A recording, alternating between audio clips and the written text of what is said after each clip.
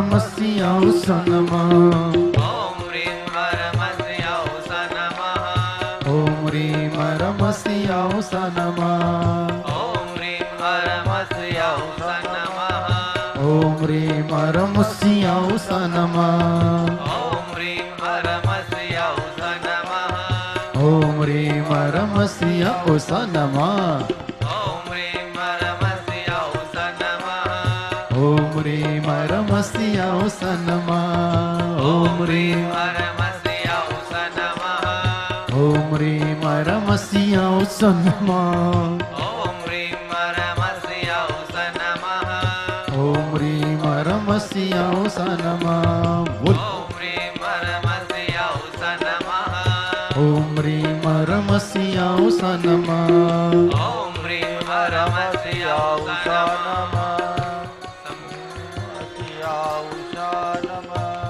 सम्यक् दर्शनाय नमः सम्यक् दर्शनाय नमः सम्यक् ज्ञानाय नमः सम्यक् ज्ञानाय नमः सम्यक् चारित्राय नमो नमः सम्यक् माला चारित्र पूरी नहीं हुई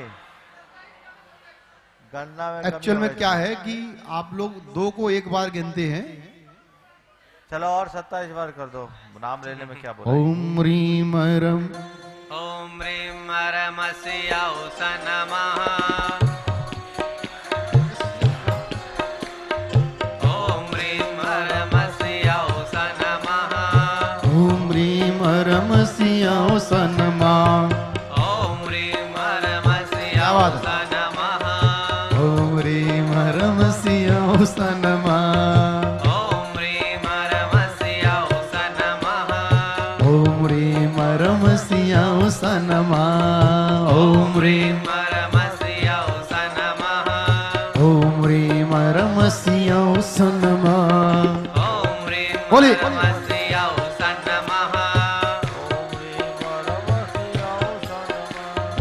ॐ ह्रीं परमस्याौस नमः ॐ ह्रीं परमस्याौस नमः ॐ ह्रीं परमस्याौस नमः परमस्याौस नमः ॐ ह्रीं परमस्याौस नमः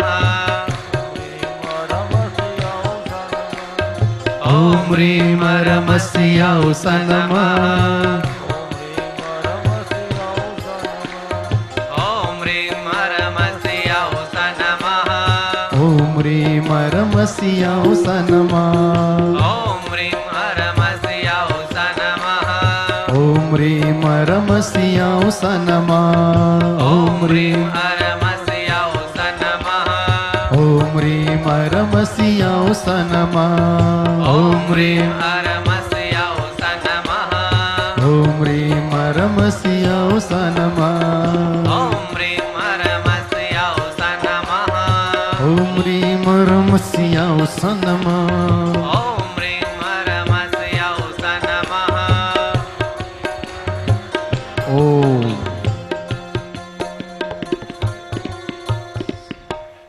चलिए चले सौधर्मेंद्र पृष्ठ 51 पेज।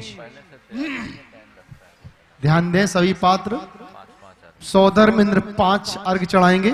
उसके बाद मुख्य पुण्यार्जक सुशीला जी भाभी जी, शांता जी भाभी जी, और इसके बाद कुबेर जी, महायज्ञ नायक ताराचंद जी, ईशानेन्द्र ध्वजारोहणकर्ता, कलश स्थापना करता। आप सब बिल्कुल अलर्ट रहेंगे, उठने में देर नहीं लगाएंगे, एकदम अपने नंबर की तैयारी। तो एक बार